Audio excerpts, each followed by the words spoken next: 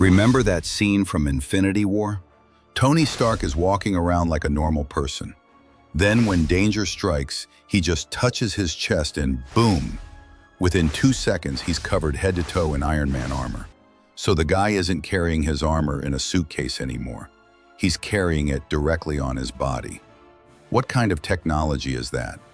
Pay special attention to this scene because the arc reactors aren't like they used to be. They now house billions of tiny nanoparticles. All of Mark 50 was stored in that removable arc reactor on Tony's chest. Now the armor can take whatever shape Tony wants. So the gloves aren't a fixed thing anymore. They move like a living organism. Do you remember that legendary fight with Thanos? I got excited.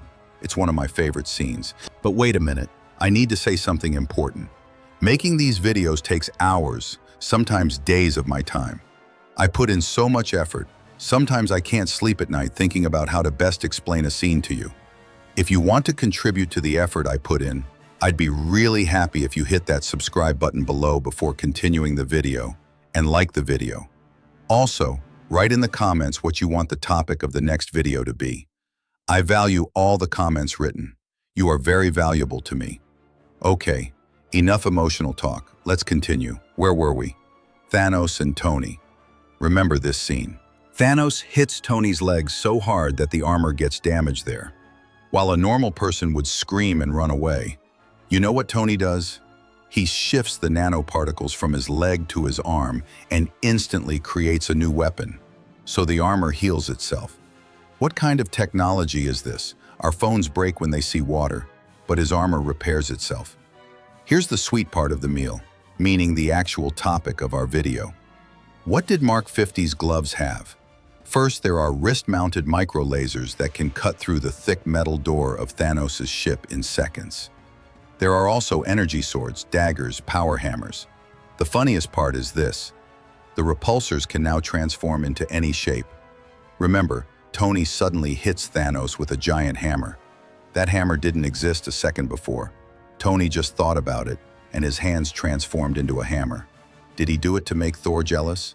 But of course, every great thing has a downside. The nanoparticles were limited. Towards the end of the fight with Thanos, I don't know if you noticed, but Tony's armor was slowly melting away.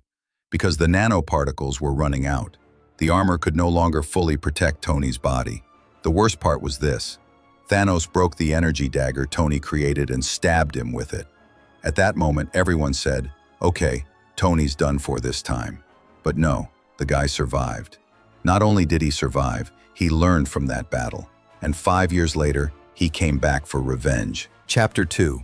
The final armor and the single finger snap that saved the universe. Mark 85. Endgame arrived and Tony Stark's final armor took the stage. Mark 85. This armor was truly a masterpiece. The kind that would make Mark 50 ask, "Who are you, buddy?" Made of smart gold titanium nanoparticles. It doesn't just shapeshift, it also creates energy shields. Tony understood Mark 50's weak point. Nanoparticles need to be more durable. There need to be more of them, and they need to be much more powerful. What does Mark 85's gloves have? Even more powerful microlasers than Mark 50. A blowtorch flame from the fingertips. Think of it for precision work like a hobby. Wing-like extra repulsors, energy shields, automatic energy blasters, and shoulder and glove micro-missile launchers. So Tony can now attack dozens of enemies at once, like a real army. But this armor's real bomb is hidden in a secret feature.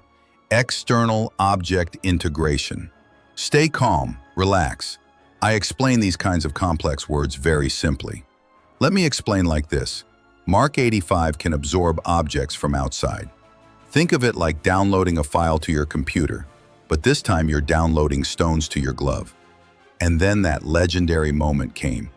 Thanos shouts, "I am inevitable," and snaps his fingers. But nothing happened. Why? Because Tony had already transferred those Infinity Stones from Thanos' glove to his own glove.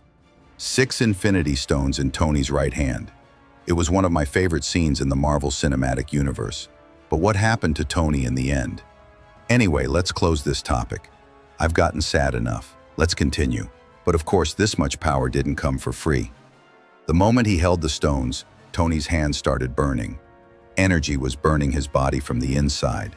Nanoparticles were melting. Plasma channels were exploding. The guy was literally dying, but he didn't give up. One last time he said, "And I am Iron Man," and snapped his fingers. Light covered everywhere, and that's how Tony Stark saved the universe. But he lost himself. Amazing details. Actually, Tony didn't just have full armor gloves. There was also a mini glove version that opened from a wristwatch. He used this against Winter Soldier in Civil War. There's an ultrasonic pulse, damages the ears, disorients the opponent. There's a flash beam, blinds their eyes. And of course, there are repulsors. Okay, guys, now we're going to talk about something truly insane. Tony Stark's nanotech gloves were cool, but Thanos' Infinity Gauntlet? This is a whole different level.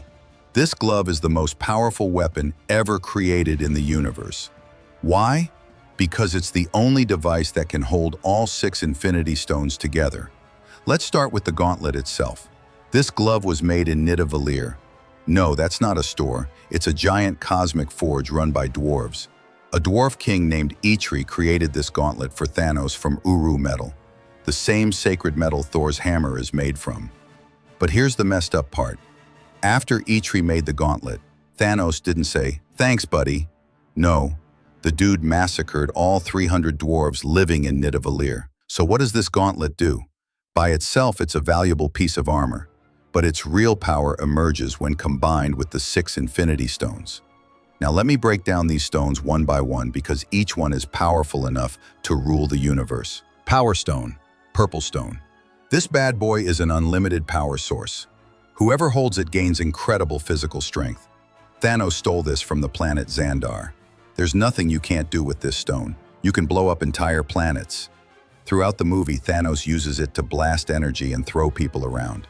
Even Hulk couldn't withstand this stone's power. Space Stone, Blue Stone. Hidden inside the Tesseract, this stone controls space. Teleportation, piece of cake. Opening wormholes, easy as a thought. Thanos stole this from Loki.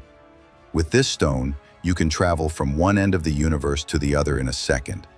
Plus, this stone can bend the fabric of space, create black holes.